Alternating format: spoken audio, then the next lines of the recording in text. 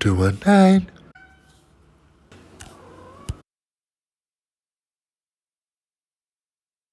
Hello, hashtag First TV family, and welcome.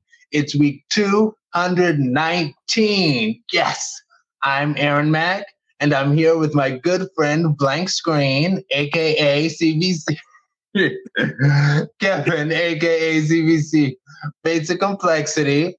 And today I will take it away with the number in our number share program. I don't know what we're going to call it, but it is a randomly generated question.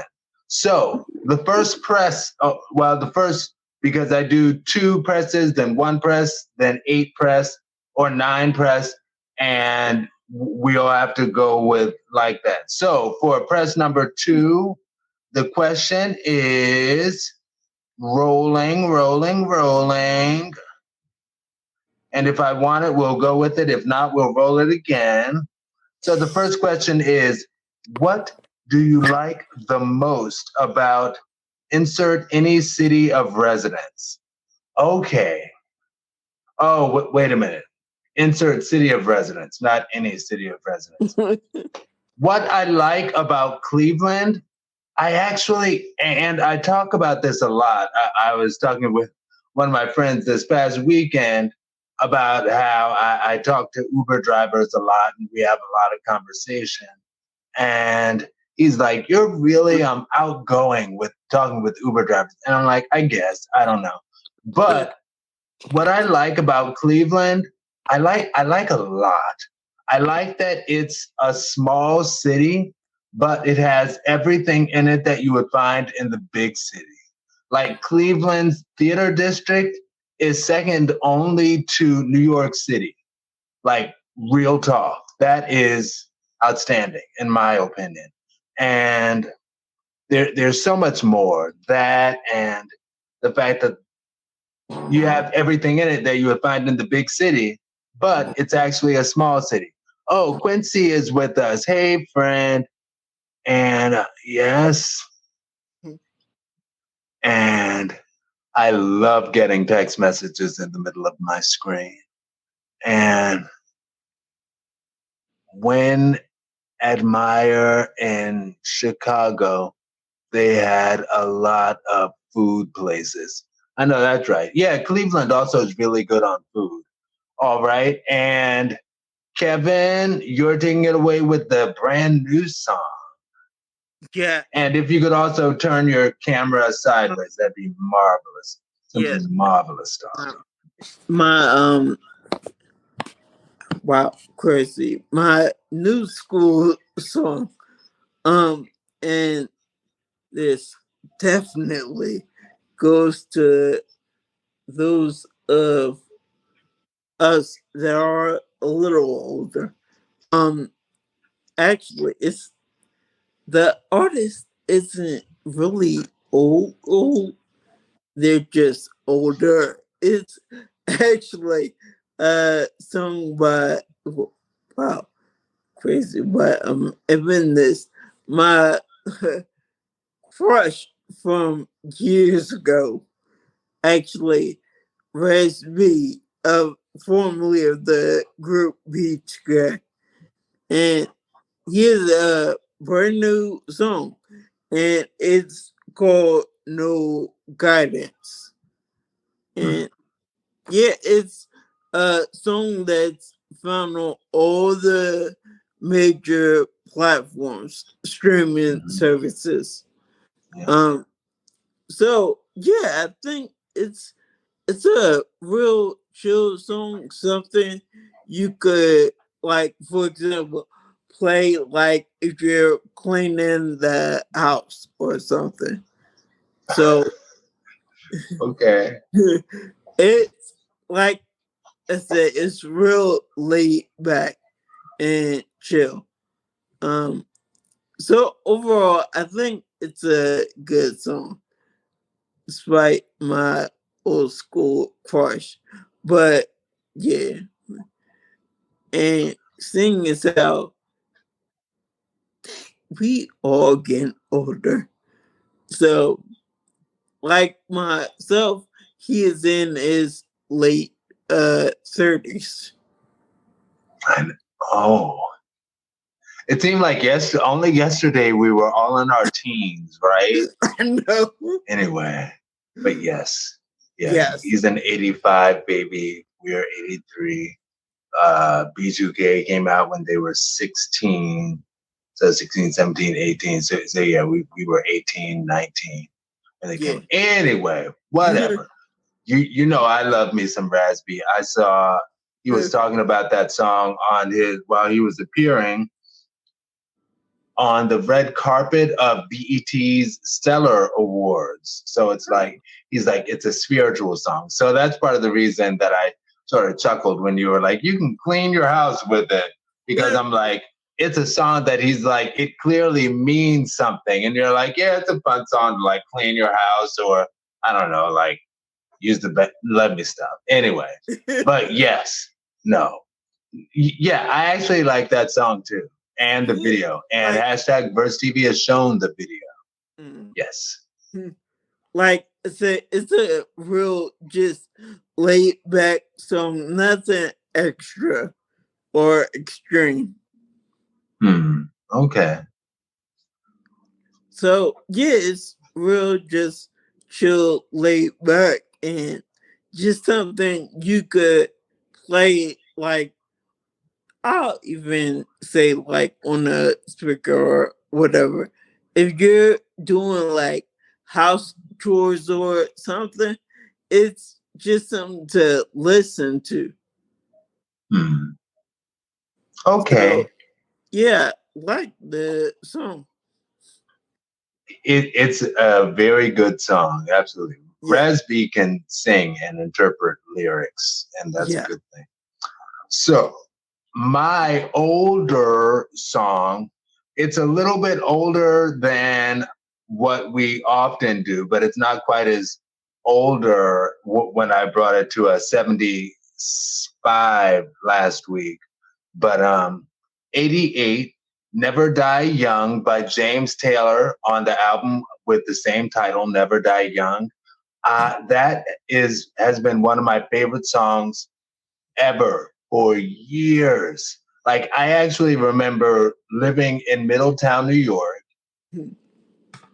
and we were in I for whatever reason, I connect hearing that song with one of the times we were in Wendy's when I was a little kid. But I love that song, and it's beautiful. And I not initially, but after like really getting into the lyrics, I was kind of thinking like this would actually be a really beautiful description of a same gender loving relationship, you know, talking about like with their backs to the wall and people just being against this love.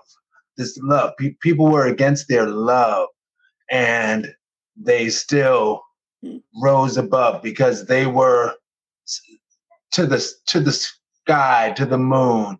I'm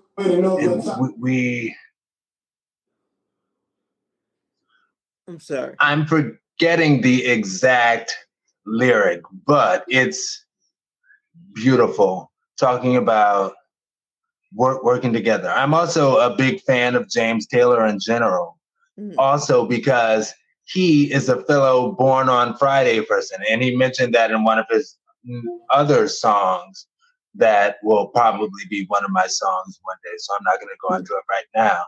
But he's a Friday baby, so he's a Kofi, because people with the name Kofi means born on Friday.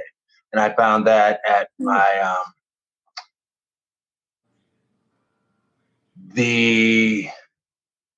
oh my gosh, I'm forgetting everything. It was an African festival thing that I volunteered at and went to a couple of times way back in DC. But that's where I learned that the name Kofi means born on Friday. And I'm like, oh, if I was like born on the continent, my name might have been Kofi too. Anyway, whatever. Well, not whatever, but yeah, I've said a lot.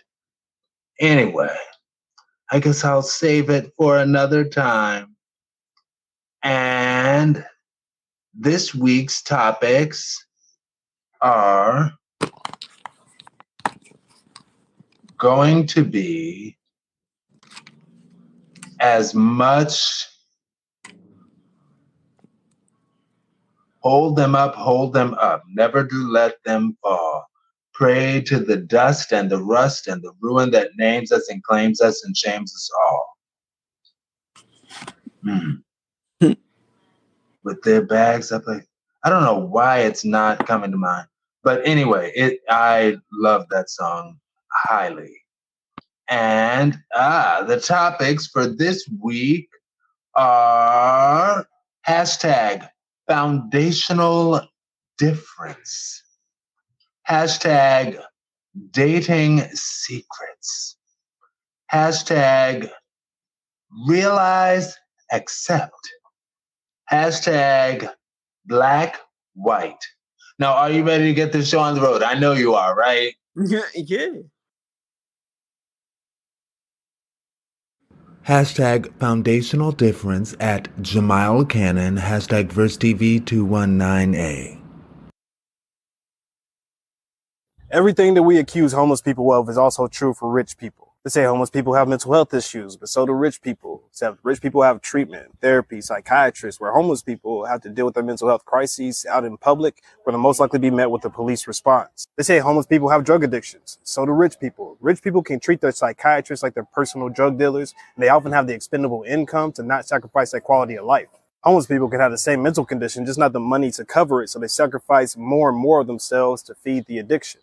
They say homeless people were violent, but homeless people are more likely to be victims of violence than perpetrators. Violent people exist across all social classes, but the risk to reward factors change when you have less. The fact that we see violence becoming more of an acute social problem the lower along the economic scale we go should point to the real root cause of the issues. The truth of the matter is the only foundational difference between people in different social classes is money. And any personal issue, whether it be a mental health crisis or a toothache, will become worse when you don't have money. So if we want to solve the problems that we see coming from the lower classes of society, the answer won't be in character education or motivation. It's going to be in money and resources. It's going to be about making sure basic needs are met so small problems don't become large problems and impact entire communities. All right. And I will say,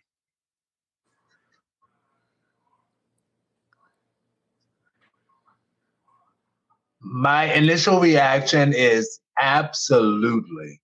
And I acknowledge how on Will and Grace, like way back in the day, I love me some Will and Grace. I used to love watching Will and Grace with my mommy. And Will and Grace, on Will and Grace, Karen's character, like, she had all of this money, and her thing was, it was a joke how she would use her psychiatrist as her drug dealer. But that's exactly what it is. You know, they're able to get legal drugs when you have a certain amount of money, legal drugs to feel a certain way, while other people or homeless people, as it's being talked about in this example, they have to resort to less acceptable methods.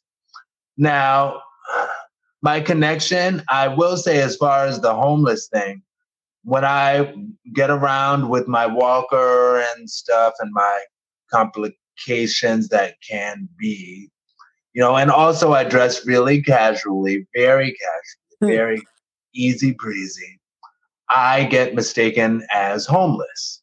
And that's just what it is. And it can be whatever it is. Now, people talk about money equaling the root of all evil and then say, well, it's not money itself, it's the desire of money. And I struggle with that because it's like, well, are you saying that we shouldn't work to get the money to make life smoother. And what I realize is that no, when they talk about money being the root of all evil, they're not just talking about people who have money or people who've worked to make money. They're also talking about the fact that money, being this thing that makes the world go round, can have anybody do wrong, evil things.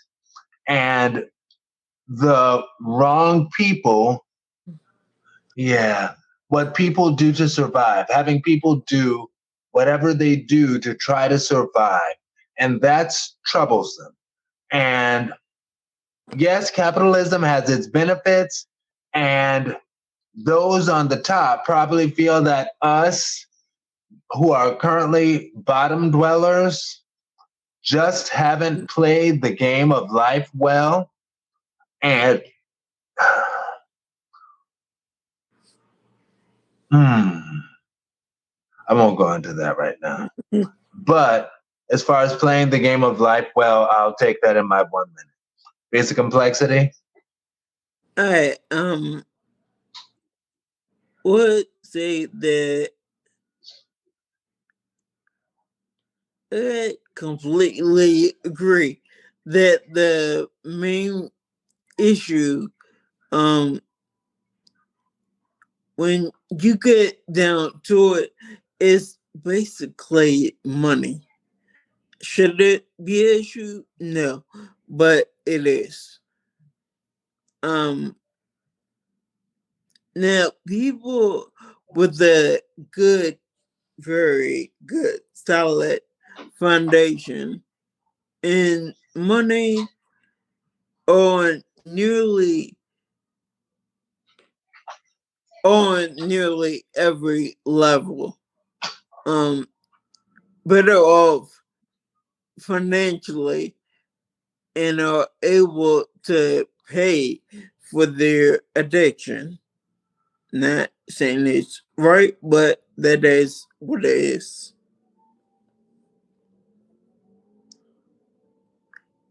And yeah, that's what I have. Yeah, so many. I won't say that because I don't want to seem like I'm encouraging it. By any means, addiction is not a good thing and not a good direction in which to take your life. No. Now, I will say, ultimately, all humanity is from Africa. And we all need to return to a kind of, well, I question. I'm like, well, maybe we should all return to a bartering system, like in the old days, like in the Eric Badu music video for one of my favorite songs ever that I'll definitely name one week. But the Next Lifetime music video, how in the old days you saw a scene of her going and getting a thing from a woman and she paid the woman with beans or something. And it's like, yeah, because money, I get it. The people on top want to stay on top and want top to be a clearly defined thing. And I get it. I get it. And, you know, it's not easy. You know, Mo Gaudat talks about AI being so much smarter. And it's like, I wonder if they'd be able to figure out stuff like that, the best way to handle that. Anyway, my one sentence wrap up thing is simple Monopoly example. Even when the game was obviously cheating for the person who won, like this was a test, not a test, but a study. And even when the people in charge of the study cheated for one particular person to win the game of Monopoly and made it obviously cheated on them, the winner would still, once they get to the top, they wouldn't acknowledge that the odds were stacked in their favor. They would just be like, Well, you made some wrong choices in your game of Monopoly. So that's why you're not where I am. And that's kind of unfortunately how things are with humans and people at the top will often feel like the people on the lower end are really just there because they didn't put in the hard work, even when things are obviously tilted in their favor. I say we need more compassion for our human siblings. That at the end of the sentence. Basic complexity. Yes.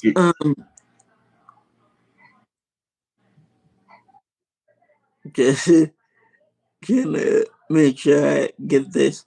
All right. So on a very extremely basic level, we are all different. But I'm sorry, uh, but we are similar in many, many different ways. Yeah. So we're all different, but we do kind of want the same thing. That's what I have. Okay. And the hashtag Verse TV family question, the family yes or no question is if all income was made equal, might that make the world a better place for everyone if we all had the same income? Yes or no? You can delve into more if you wish, but yes or no. Now, yes or no for you, basic complexity. Are you ready for the next topic? Yeah.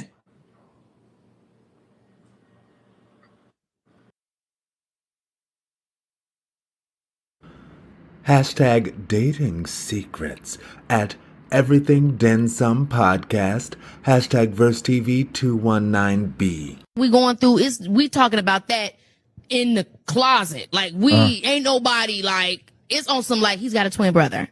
Like I'm not discussing that. But then how are you gonna react when people bring it to you? I saw your man or I saw that. People are And I saw your man. I didn't want to bring it up, but since we're bringing it up, have you checked with him? All right. Technically, you were supposed to be first for that one. So you can go first for this one, and then we'll go back to the regular setup. All right. And yeah, I did notice that from jump, but I just went along with it. Okay. So, oh crap. Oh, there we go. All right. So, would say that was so me at 18. Young and naive me was standing up for my dude at that age. Oh, oh, sorry.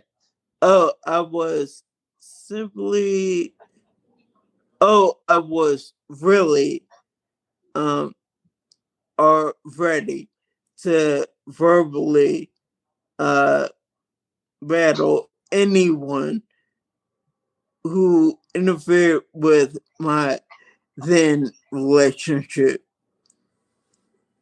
And yeah, I learned later it was kind of pointless. But that was younger me.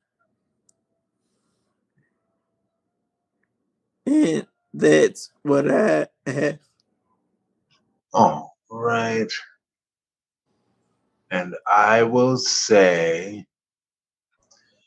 my initial reaction is I absolutely don't agree, because sometimes partners can work to pull you away from your friends and family and connections as a way to sort of get in there so they can get to the point that you have no connections and they're free to abuse you to death without any retribution.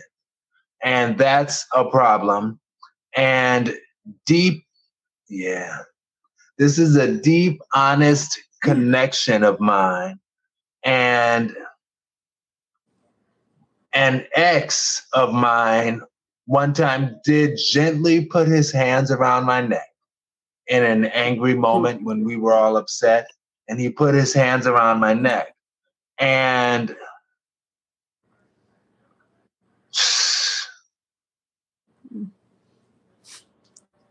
don't like my honest sharing with. Yes. And that partner didn't like the fact that I would share everything with my best friend.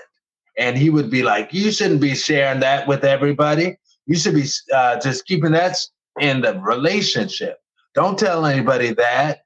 And he's the one who put his hands around my neck.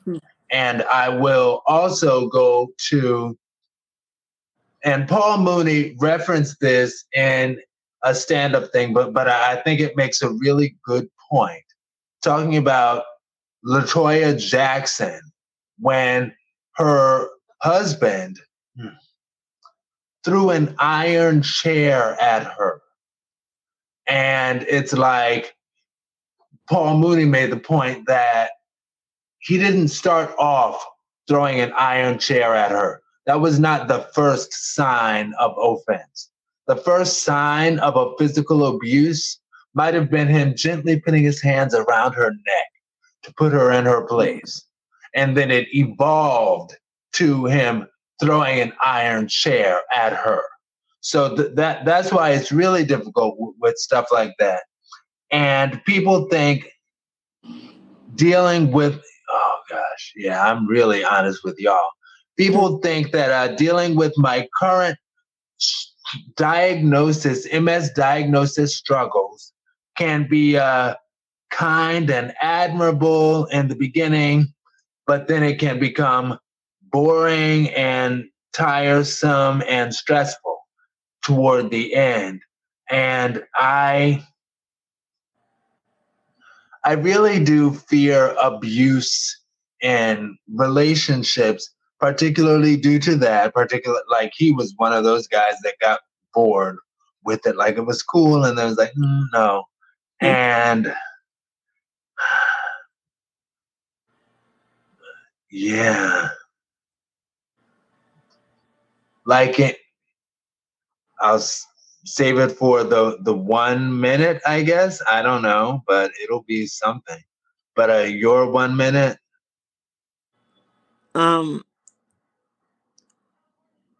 Basically, that I learned over the following years after that relationship, to be more alert and, I guess, cognizant of everything in my immediate circle.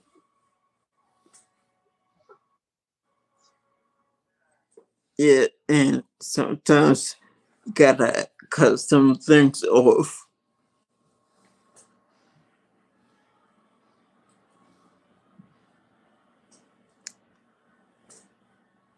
So I learned when to say bye, peace out. All right. And that's a great place. And yes, I fear abuse for myself, and I think about the the old gay classic film, not Being Mary Jane, Whatever Happened to Baby Jane, starring Joan Crawford and Betty Davis, or Betty Davis and Joan Crawford. It's a gay classic. Look it up. And in the movie, Joan Crawford, I don't need to go into the whole movie, but suffice it to say, it ended up a situation where one of the sisters was taking care of her invalid other sister, and some abuse came. And it's like, that's a scary situation. Now, as far as somebody bringing the news up, girl, I saw your man, like, that's messy. And I'm 40, so no, that's a waste. And I will say Kiki's response is appropriate for those such childish games. And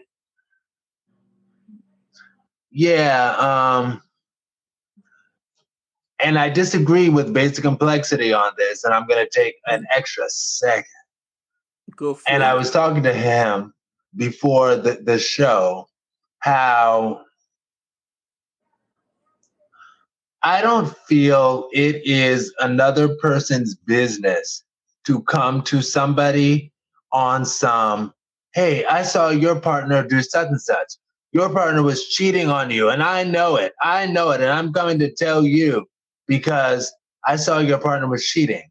And I know what you're going to say, so I'm going to counter that before you even speak, so you can respond to everything. But my position is always, when it comes to people in a relationship, you never know the rules of their relationship. You never know what exactly they allow. You don't know that your friend was said to his or her partner that, you know what, you can cheat on me. I just never, ever, ever want to find out about it. But or you can sleep around on me. I just never want to find about it. I want you to always come home to me, which is a song, another song that I love. I already referenced it, by Mickey Howard. Come Home to Me. It's a beautiful song. And as far as that, I don't think that you ever should tell. I just don't think so. But I know you do think that you should tell. What do you say to that? All right, on the base level, I do think you should, even if it's really subliminal, I think you should at least hint that something ain't right. And I mean, fully saying something, I'm fully aware that varies from person to person. But speaking as someone who was definitely cheated on at a young age, and I was like so into him, and people were definitely trying to break us up. So yeah, didn't pay attention to what a lot of people said. Not until I got proof. And that was a whole different story. But yeah, like I would just say, when I was younger, especially at the age of 18,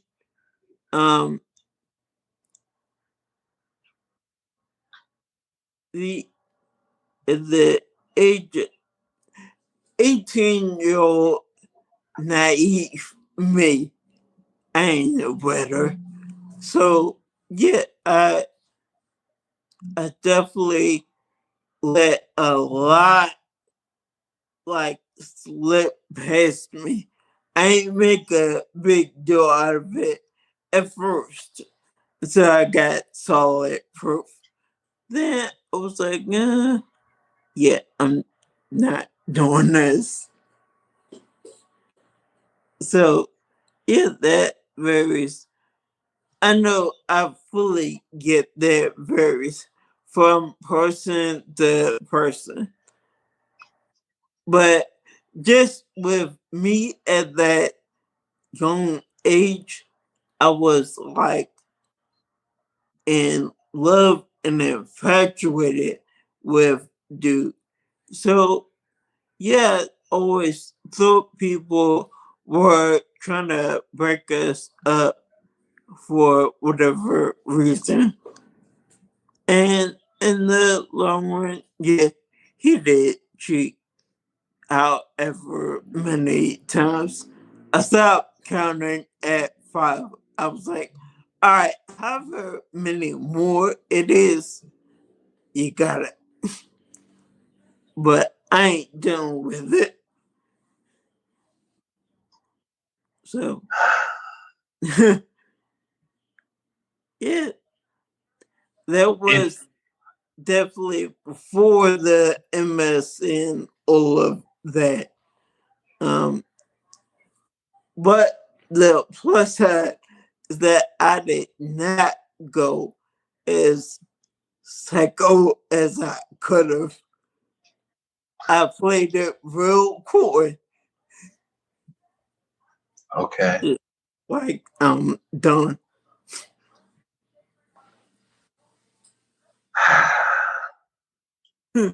And it looks like, and I might be misreading, but it looks like basically you and Quincy are on that side of telling, and I'm on my side. But that's okay. I know it's not a popular opinion, but I feel the way that I do because you never know. You don't know. Yeah, true. Anyway, all right. Now, are we ready for topic C? And you will be first again. Okay.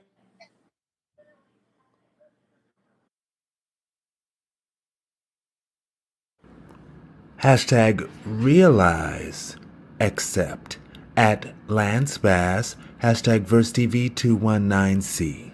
I know our prom night was one of the nights that I was like, oh, wait, I'm definitely gay. Like Right. and it was the first time I had to really say it to myself. Well, I mean, from my perspective, Lance, you were the first like true love of my life. I thought, this is it. I'm going to marry this man. He's, successful. He comes from a great family. We have so many things in common. I could just picture everything. I pictured our whole future together, but there was definitely a lack of romance. Yes. Intimacy was lacking. Intimacy was lacking in our relationship, which again, why I was said, that? We did make out a lot. Yeah. there was so much kissing. So much kissing. Yes, Lance Bass. And I will say before we do that, Quincy did say every opinion is right in the situation.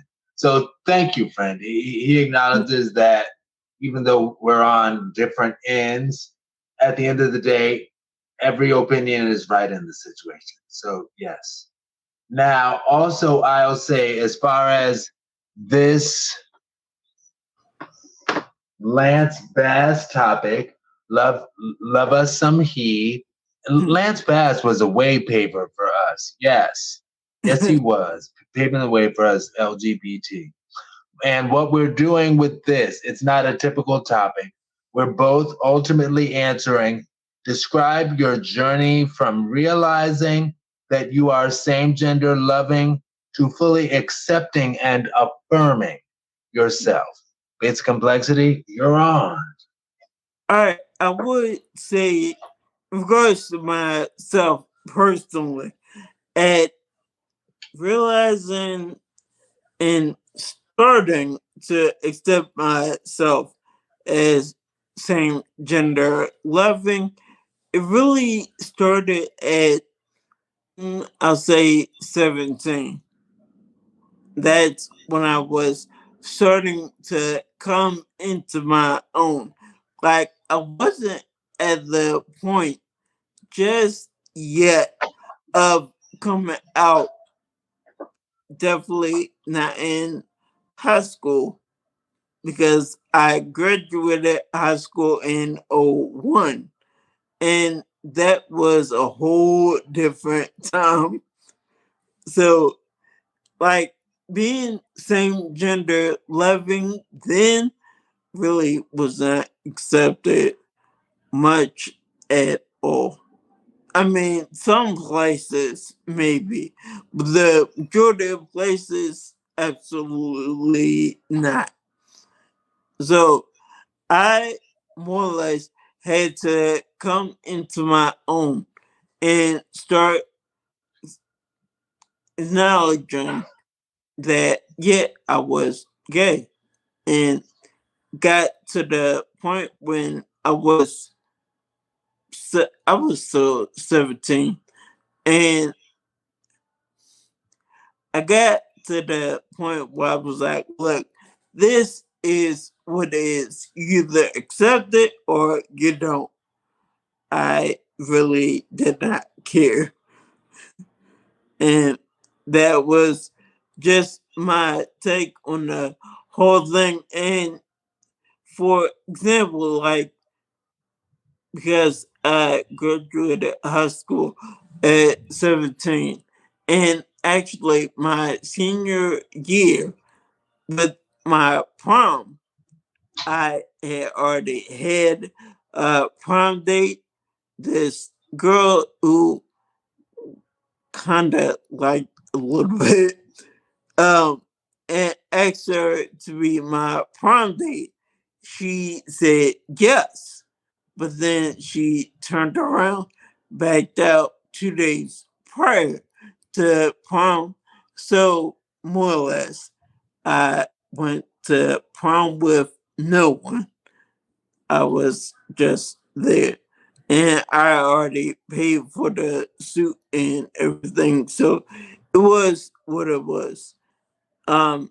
As annoying as it was, I still tried my best to make it work for me. So I guess plus side to that, and I tried my hardest to look on the plus side. I was able to borrow my mom's car, which actually was a stretch, because I don't know if I would have did that. But at the time, she had a 2001 Mazda 626. So yeah, that was like brand new. And yeah, that's just what I drove to prom, like I said before, by myself, because I ain't had no prom date. But it was what it was. Okay. Yeah. Well,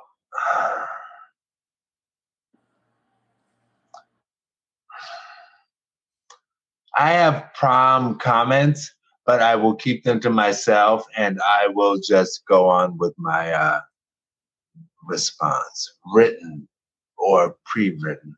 So as far as realizing it, I think I'll say that, like, back when I was in school in New York, upstate New York, and like I had crushes on boys and everything, and then we moved to New Orleans, Louisiana when I was 13, and my first school was Pierre A. Capdeau Middle School. And I remember I would sit in gym class, because at that school, we had to wear like super high shorts for gym, both the men and the women. And I would sit in that class and just stare across, because we sat in a horseshoe shape. And I would sit in that class and just stare at the legs of the dudes. And I think that's part of what made me a leg man. Darn it. I didn't have any say in it. No, I'm kidding. But yeah, like I was just, I was really into that. Now, I never really had any big interest from a girl. I will say, and I'm saying girl because we were boy girl age. It's not saying girl when it should be woman. But I didn't really have any interest from girls at that time. Now I did go to my prom, and I will go into this. And I invited a girl who was a friend. And, maybe there was something else there, but I just didn't detect it.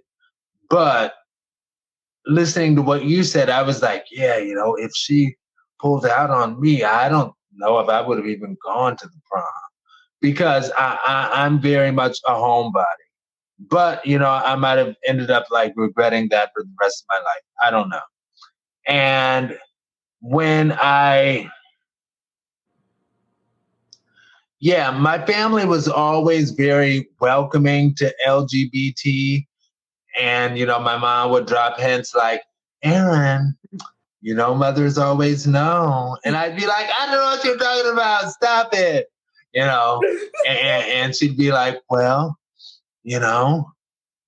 like I remember one time we saw this TV show and it was a guy who came out to his mom it was a comedy, but he came out to his mom and my mom was like, Aaron, I just want you to know if you ever have something to tell me, feel free to tell me.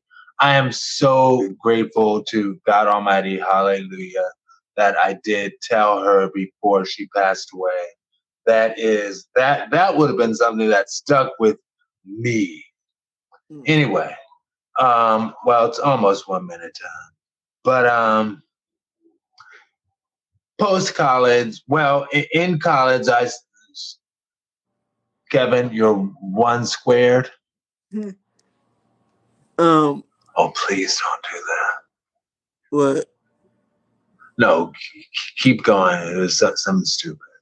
And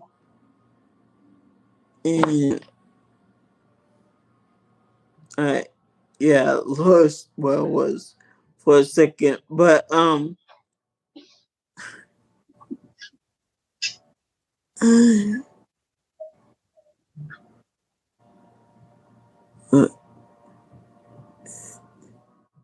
about I take a little extra time while you look up where you are, and then you can go and I can go after that. Is that cool?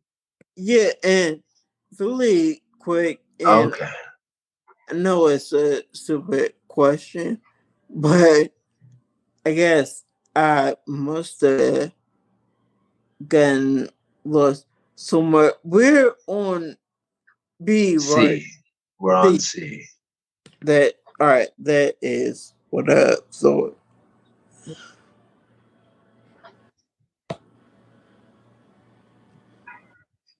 Well, I will use this time to also put what our friend Quincy Keith said, and he says, realize, it looks like he said a little bit more, so I have to scroll back.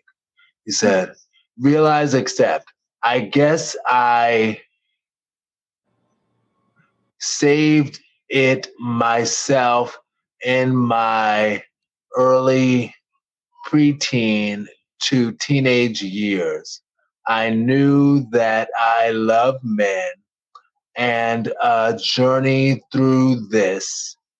It was up until my 20s that I said that I was queer. I know that's right. And also, I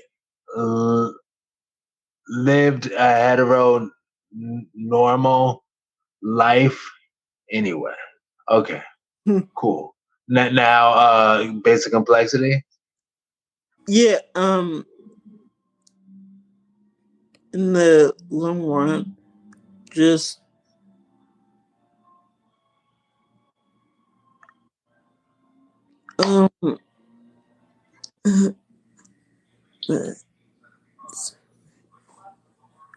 but I don't think I said this before, but this was my I guess my response to letter C.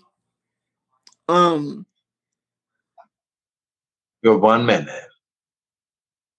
Yeah. Alright. Well, alright, in the long run. Just that sometimes in life bad situations happen, but sometimes they work out for the better. All right. And Quincy Keith said, never lived a heterosexual normal life anyways. Okay. So that's what I'm going to say. I will say that, yeah, my family was very welcoming. My mom, like, I remember one time I went into the closet to I had a book in the closet and a textbook from school that I wanted to read and discuss with her. And I stayed in the closet for a little while, like sitting in the closet as I was trying to find it. And I remember my mommy called out to me. She was like, Aaron, you can come out of the closet now. Yeah. That was in high school. Now, when I went to college, I did say, even if I don't come out of the closet, being that this is a brand new world with brand new people, I will at least be honest with myself. Because I used to try very hard to be heterosexual. Even though, like I said, my family was clearly like cool with the gay, but I just didn't want to be gay. And when I got to college, I started accepting myself. But post-college, I officially connected with the church, and the woman I say is the woman I would have married if I was heterosexual.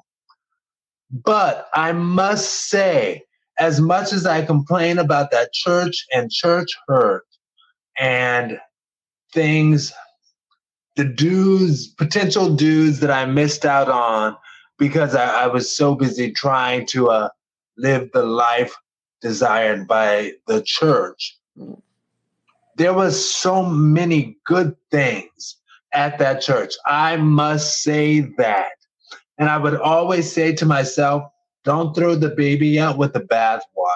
I got a lot of good things from that church. Like when I was in Big Brothers Big Sisters, one of the outings that I went to with my little brother was one of our church outings. And it was so cool because we went fishing and it was wonderful. But so yes, all of that to say, yeah, church hurt is a real thing. Nevertheless, I will say I love my church, and I love that church as well. And it's not like Stockholm syndrome or something. Like it was very helpful to me and instrumental in my development and growth in my life. So yes, but all of that to say, during that time, I was back totally in the closet and trying to change. So my wrap-up statement is today. Yes, that's it. Today. Today, I fully, lovingly accept and affirm my truth. It took me a very long time, and I had to cross my 30s to get that. But I'm here, and alas, I'm 40 years old. I'm 40. Count 'em, 40 years old. And it took a very long time to accept and love myself as a Black gay man. And I'm finally here. Basically, Flexity, did you want to say anything else? And before you say that, I'll say, Quincy Keith acknowledged it was typos. And yeah, and maybe it's typos, but also I'm probably doing a really bad job reading it. Forgive me.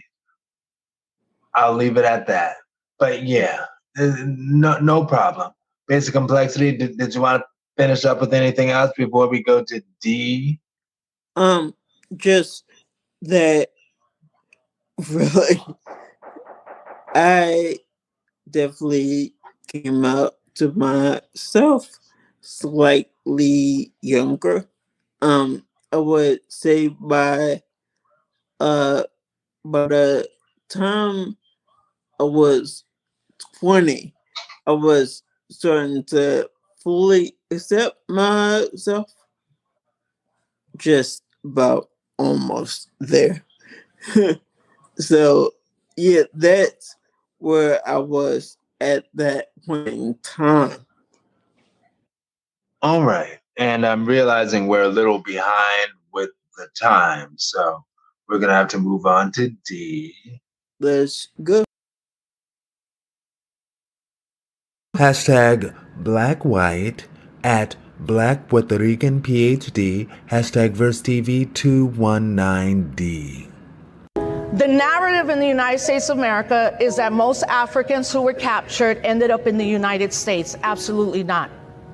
Most of the Africans that were captured and enslaved through the transatlantic slave trade ended up what we now call Latin America. The United States, 307,000 people that they would enslave. Cuba, 765,000. Jamaica, obviously, 935,000. The Caribbean alone, almost 3 million. Haiti, which is why they hate Haiti, the first Black republic ever. People don't understand Haiti. Then Dominicans will be like, maybe there's been issues with Haiti, and it's like y'all on the same island, but it's easy for people to be like, yo, why Dominicans mad anti-Black? I'm like, they live in America. Why would they want to be Black if they didn't have to say they were Black? Like, this is, they didn't only colonize our lands, they colonized our minds. So yeah, if you're from the DR and you come to the United States and people are like, you're just Dominican, not Black, but eventually you Black. If you're in New York City, you're gonna find out real quick who you are,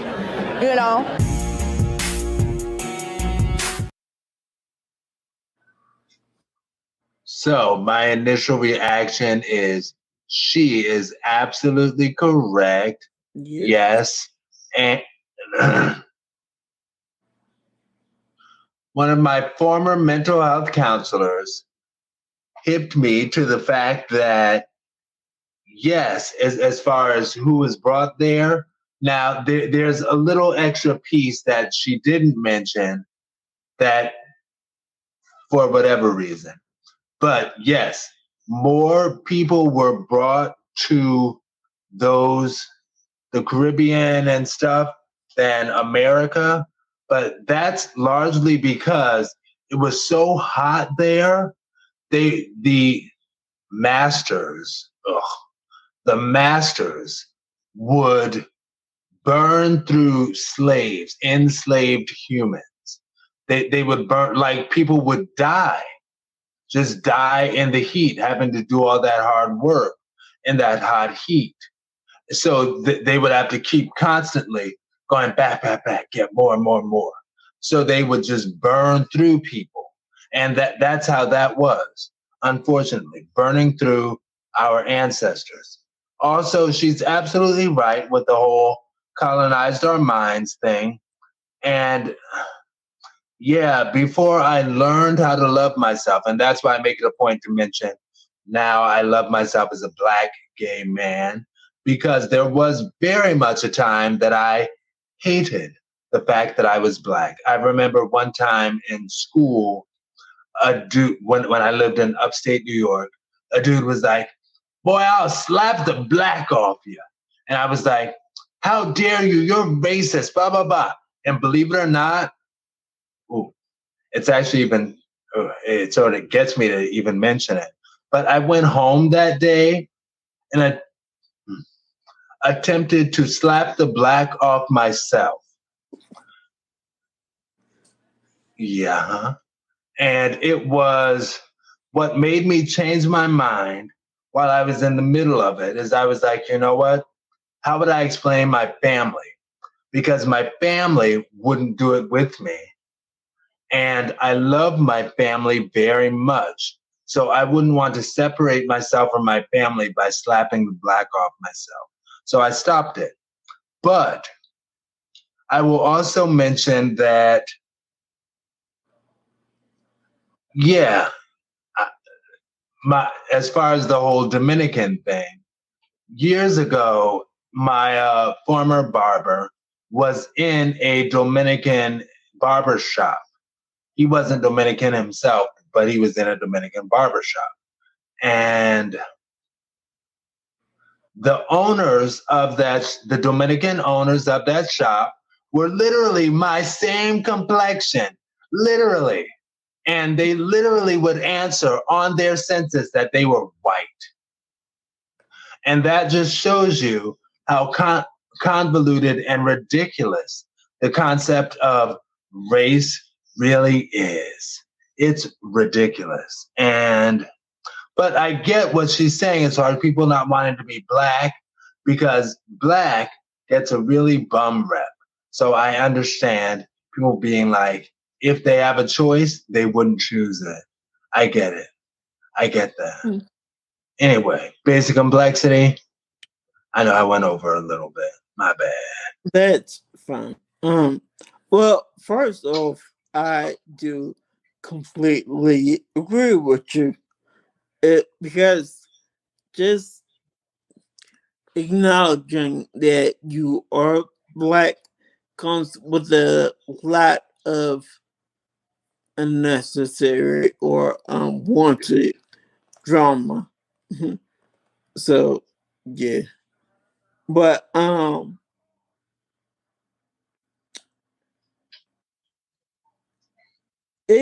after hearing that, it's sad but unfortunately true.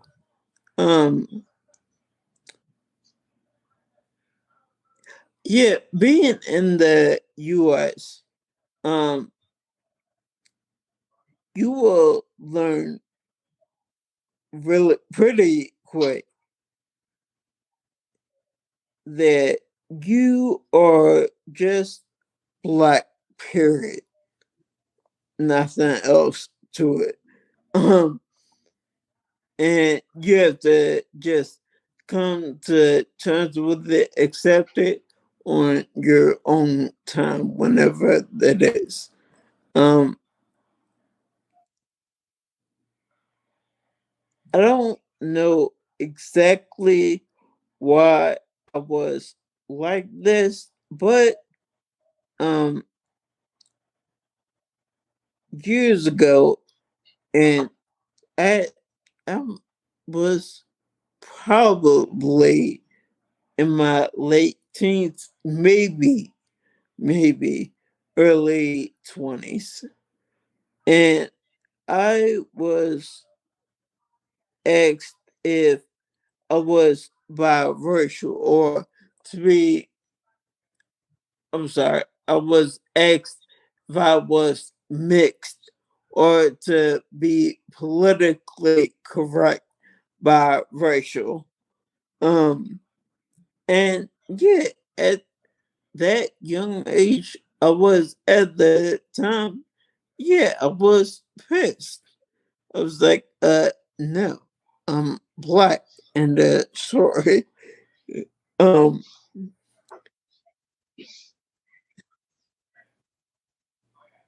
And well,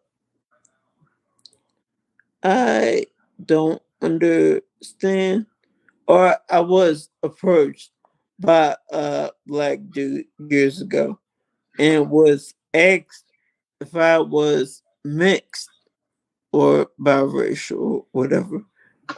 And yeah, actually got kind of pissed. I was like, all right, I might be a little lighter, but I'm just as black as you are. So they ain't nothing special over here. And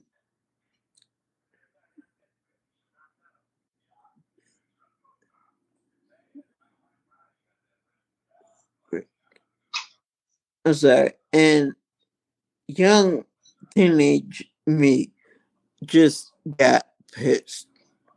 Like that someone would ask me that question. Like, no, just as black as you are. And that's just how I felt about that whole situation.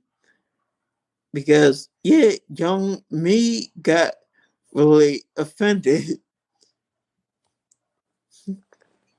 All right. Yeah. Now, for my 1 minute, I will say I'll attempt to finish. Because, yes,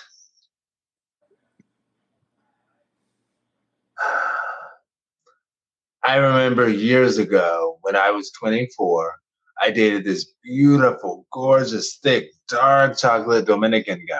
Mm-hmm. And he was telling me how his grandmother literally hated him. And it's not funny at all. I just, earlier today, I was like thinking about something in relation to that. But that's awful. It's awful how people can be treated that way. But, and I know it seems ridiculous in contrast to what you were just saying, but yeah, black is black. All right. Period. Anyway, I'll also say, as far as people not wanting to be black, I'll segue with that. I totally get it.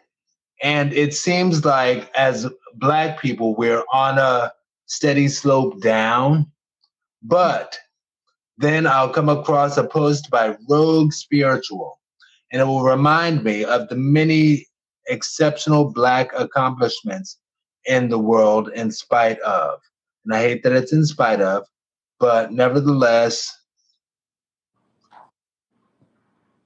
Oklahoma is not the only place that had a Black Wall Street. I'll leave it at that. In my once my wrap up, I'll say race today is such a convoluted social construct. And contrary to the a-hole that I poorly debated, had a poor Twitter debate with in my 20s, Black people have contributed much more to society than only twerking. Look it up. And again, look up Oscarville, Georgia. You know, as far as alternatives to the fact that everything was destroyed in Tulsa, Oklahoma. Tulsa, Oklahoma wasn't the only place. Right. Its complexity, you're one squared. Yeah, life in the U.S.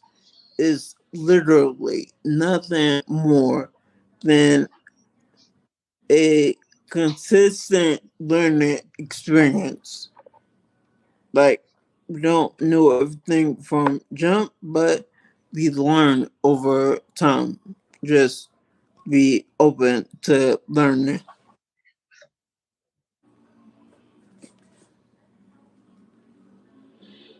All right. And we will go on to E, which doesn't require any comments, but we'll just go to it. Oh, Quincy said, oh, I don't know why that's behind. We already got that. Okay. So I need to put up the background so we don't show. And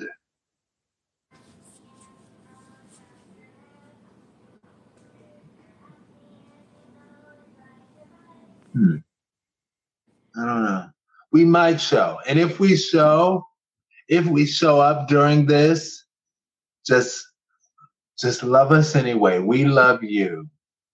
So just keep the love going. All right. E.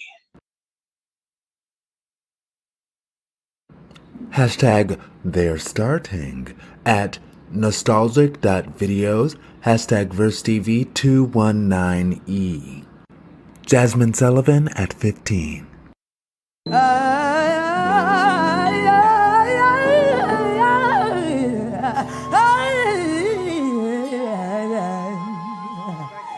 Everybody loves the sun shine.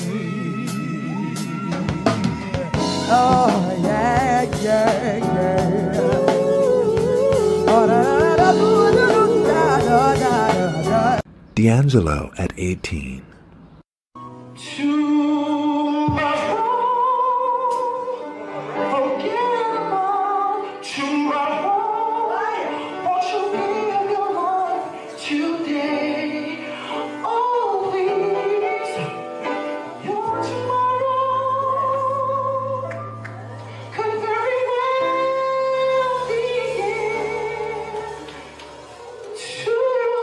Rihanna at 15.